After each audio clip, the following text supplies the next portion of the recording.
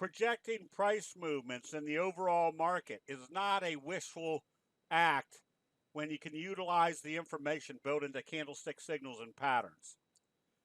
As we can see in the Dow, there was a big fry pan bottom set up, there was a scoop pattern set up, and once the pattern started developing, the uptrend remained in progress, or is remaining in progress, as long as the indexes stay above the T-line.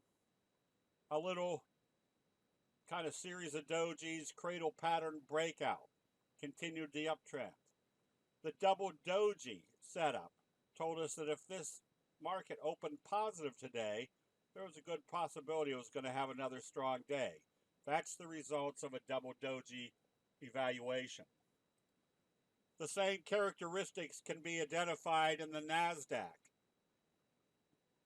with the observation being, where did the reversal occur? Right smack dab off the 200. Then we had a bullish flutter kicker that took you up above the T-line.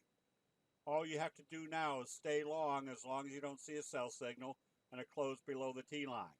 Even on consolidation days, it allows investors to stay in positions knowing that there isn't a severe sell-off, just consolidation, with the added confirmation that they were using the T-line as support, which was a good indication there was still more upside.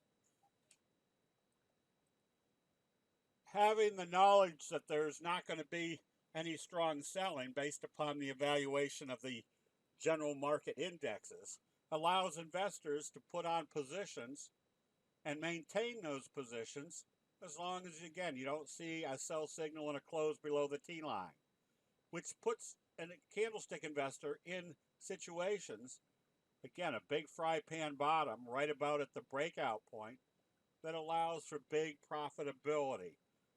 Essentially, candlestick analysis is the buildup of investor sentiment that we can see graphically that allows us to be in positions that are going to produce inordinate profits with a much greater probability than any other trading mechanism. The same results can be seen in charts like Tesla. You can see how it was kind of a fry pan bottom. You had a huge breakout. You had consolidation, but note the nature of the consolidation. Indecision, indecision, indecision, and additionally, they used the T-line as support. This was allowing investors to start either buying stock or options right in this area, knowing what the next price move would probably be coming out of a fry pan bottom, out of a J-hook pattern.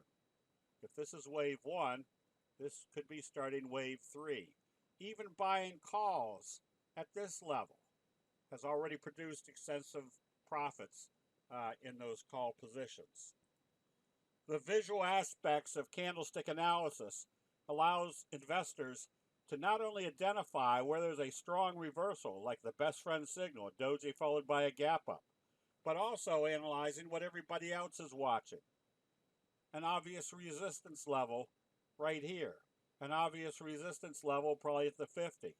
But the best friend signal bouncing back up through the 200, up through the T-line, and up through the 50, and telling us if it traded positive today, you wanted to be buying because it would be breaching this resistance level, now puts your funds in a situation where the upside potential is dramatically strong. Candlestick analysis is just merely the graphics of investor sentiment and showing us where the strong buying or selling of investor sentiment is occurring with a much greater degree of probability that you're going to be buying at the right time. That'll be it. We'll see you in the chat rooms.